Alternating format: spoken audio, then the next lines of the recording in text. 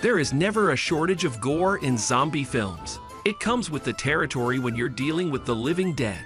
They all have a disdain for human life, and being slain by a zombie usually entails a bloody end. Here are the top 10 most brutal deaths in zombie movies. But before we get started, be sure to subscribe to our channel and ring the bell to get notified about our latest videos. Number 10. Rosie, City of the Living Dead. The most notorious and iconic gore sequence in the City of the Living Dead has a young woman called Rosie Kelvin vomit her guts out. When the spirit of the dead priest appears before her, the poor young girl reacts by crying blood and then vomiting up her guts.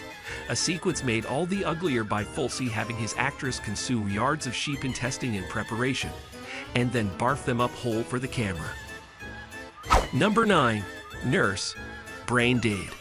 One of the film's most gruesome scenes occurs early on in the plot.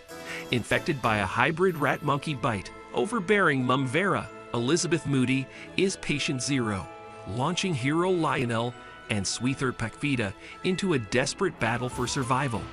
But not before decaying and killing her unfortunate caregiver. Vera sinks her gnarly fingers deep into her cheeks, manipulating her mouth and jaw from beneath the skin of Nurse McTavish. The violence would become even more obnoxious near the end, but this underappreciated humor is one of Brain Dead's best, and undoubtedly its most terrifying. Number 8. Paula, Zombie 2. Fulci's horror films were famous for their graphic violence and often illogical narratives, and Zombie includes one of his most infamous sequences. The film is set on a cursed Caribbean island where the dead are rising from their graves and features a scene in which a woman is taken from the other side of a door by a zombie. She is lured inexorably closer to a massive wooden splinter protruding from the damaged door until it eventually enters her eye and impales her brain. Number 7. Erland, Dead Snow.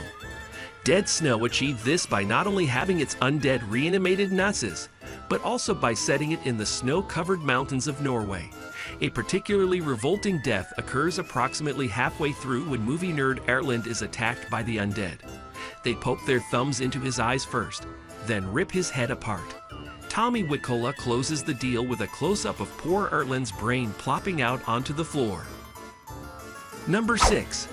David, Shaun of the Dead. Shaun of the Dead is a major homage to George Romero's films. There are numerous Easter eggs and references to the great man's flicks in the picture, and the film's most magnificent death scene is an obvious nod to Tom Savini's revolutionary gore effects in Romero's films.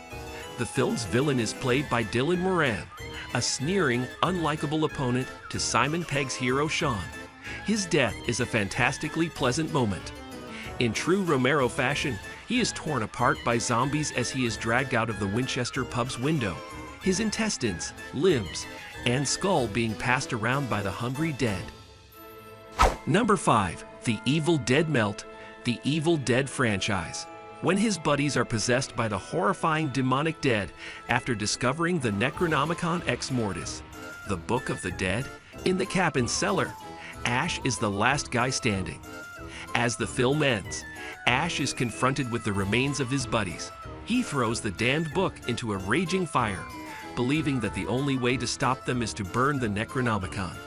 The Deadites begin to melt, oozing themselves to death in the film's most chaotic sequence. The horrifyingly awful special effects have stood the test of time. In this case, the most gruesome zombie movie death belongs to the zombies themselves. Number 4. Suburban Couple, Dawn of the Dead. Zack Snyder's 2004 remake of the Romero classic is one of the best horror remakes of the last several decades.